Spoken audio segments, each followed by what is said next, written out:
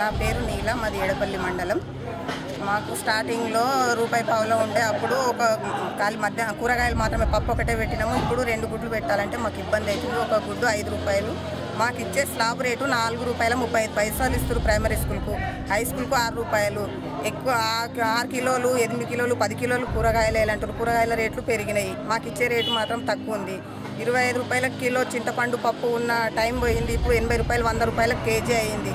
దయచేసి కలెక్టర్ గారు మా ఇబ్బందులను అర్థం చేసుకొని మేము వారానికి ఒకే గుడ్డు ఇస్తామని ఈ ధర్నా మూలంగా మీకు తెలియజేస్తున్నాము. మండలాలలో ఎంఈఓ గారు కానీ హెడ్ మాస్టర్లు కానీ మాకు చాలా ఇబ్బందులు పెడుతున్నారు. వచ్చి స్కూల్లో పిల్లల చదువు ఎట్లా ఉందని చూసే వాళ్ళు ఎవ్వరు లేరు. కానీ ప్రతి ఒక్కళ్ళు మా మధ్యాహ్న భోజనం దగ్గరికి వచ్చి కూరగాయలు తక్కువ ఉన్నాయి, పప్పు పలసగా ఉంది, ఇది ఎట్లా అది ఎట్లా అంటున్నారే తప్ప చదువు గురించి ఎవరు పట్టించుకునే అధికారులే లేరు. మా బాధను అర్థం చేసుకొని మాకు వచ్చే బకాయి వెంటనే చెల్లించి మాకు ఇచ్చే జీతం కూడా 1000 రూపాయలు సరిపోదు కాబట్టి జీతం పెంచాలని, మాకు ఇచ్చే స్లాబ్ రేటు కూడా పెంచాలని, మేము ఒకే గుడ్డు పెడతామని దానికి అధికారులు కొంచెం సహకరించగలరని ఈ ధర్నా ముఖంగా నా పేరు భారతి, ఎడపల్లి మండల్ జిల్లా అధ్యక్షురాలు మధ్యాహ్న భోజనం. వీళ్ళు ఆఫీసర్లు తెలుసుకోవాల్సింది ఏంటంటే ఈ మహిళలు ఎలా పనిచేస్తున్నారు అని ఒకటే తెలుసుకుంటున్నారు. కానీ మాకు ఇబ్బంది ఏంది, మేము ఏం చేస్తున్నాము, మేము 2 కోడిగుడ్లు అందియలేకపోతున్నాము సార్. కొద్దిగా మాది కూడా కొంచెం ఆలోచించండి. మధ్యాహ్న భోజన పనులు ఏం చేస్తున్నారని ఒకటే చూస్తున్నారు. 5 కిలోల పప్పు, 15 కిలోల కూరగాయలు, ఇవన్నీ మాతో నవ్వడం లేదు. 4 రూపాయలలో ఏమీ వస్తలేదు.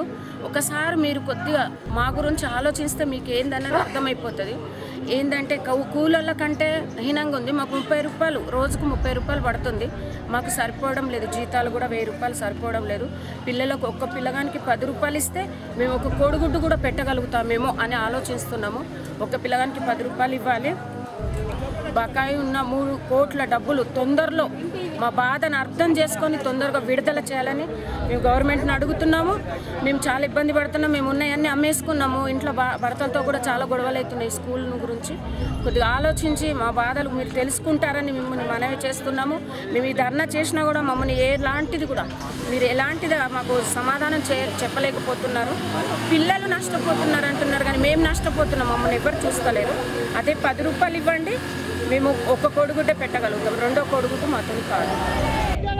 కార్మికుల పట్ల అధికారుల వేధింపులు, మధ్యాహ్న భోజన కార్మికుల పట్ల అధికారుల వేధింపులు, కోడిగుడ్డును ప్రభుత్వమే.